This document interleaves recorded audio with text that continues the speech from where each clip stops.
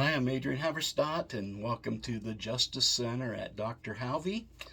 We're working through a playlist called Green Criminology. The focus of this particular video is to examine corporate environmental crime and its cultural impact and how to regulate it.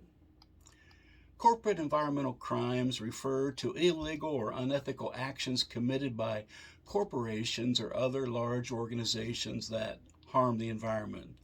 These crimes can take on many forms, such as illegal dumping, toxic waste, emissions of pollutants, deforestation, illegal trade, particularly that of endangered species.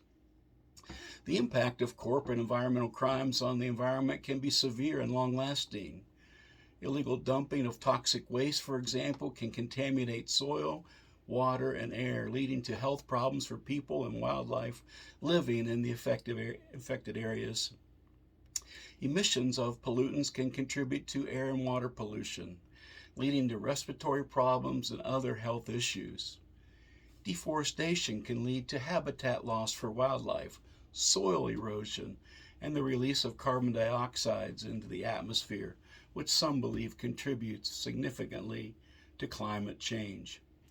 Illegal trade of endangered species can lead to the extinction of entire species, disrupting ecosystems and reducing biodiversity.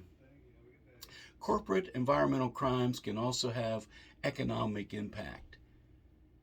It costs money to clean up contaminated areas and restore ecosystems. The cost can be significant. In addition, corporations that engage in ecological crimes may face fines, legal action, and damage to their reputation, which can impact their bottom line. Corporate environmental crimes pose a significant threat to the environment and human health. Governments, regulators, and civil society must take action to prevent and punish such crimes. Let's explore the role corporations play in creating and perpetuating environmental crimes. Corporations play a significant role in creating and perpetuating environmental harm through their business activities. Here are some ways in which corporations contribute to environmental harm. 1. Pollution.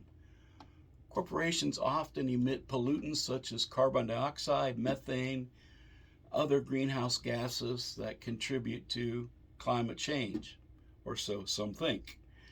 They can also discharge pollutants such as chemicals, plastics, and waste into the air, water, and soil, harming the health and well-being of humans, animals, and ecosystems. 2, there's resource depletion. Corporations often extract natural resources such as oil, gas, and minerals in unsustainable ways, causing habitat destruction, soil erosion, and biodiversity loss. 3, there's deforestation. Many corporations engage in activities such as logging and palm oil production that leads to deforestation, which contributes to climate change and soil degradation and loss again of biodiversity. 4, there's unsustainable consumption.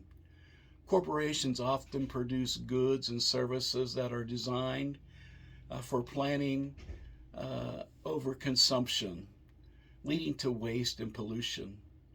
5, lobbying against environmental regulations.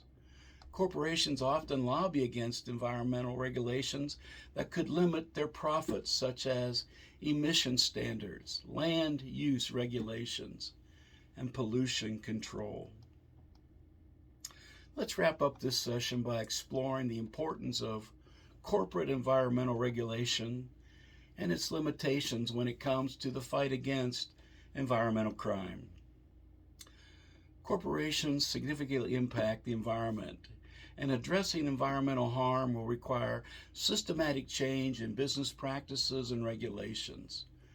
Corporate ecological code and its limitations play a crucial role in the fight against environmental crime.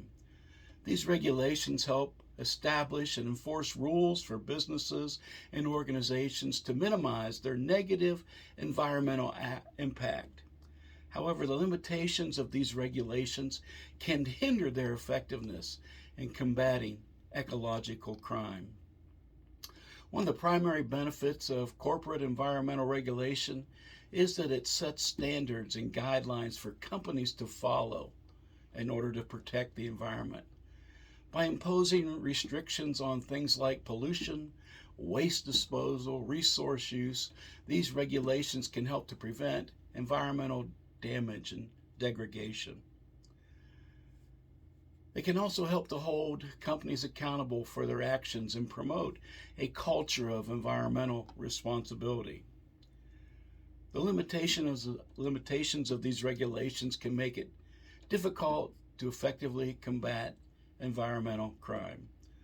One limitation that these regulations are often not comprehensive enough to cover all potential ecological harms. There's just simply not enough regulations there to really make a difference wide scale. Some companies may find ways to circumvent the rules or operate in areas where laws are not enforced, which can result in continued environmental change. Some companies will go across the sea or across the border because they're not held to environmental standards as they would be here in the U.S. Also, the penalties for violating environmental regulations may not be strong enough to deter companies from engaging in harmful activities. In some cases, fines or penalties may be viewed as simply the cost of doing business, and it's not a significant deterrent to the crime.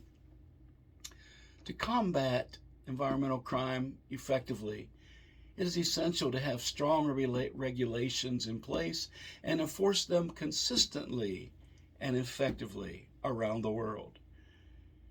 This can involve increasing penalties for violations, improving monitoring and reporting systems, and providing adequate resources to regulatory agencies. It may also include engaging with companies and stakeholders to promote a culture of environmental responsibility and incentivizing sustainable practices through tax credits and other mechanisms.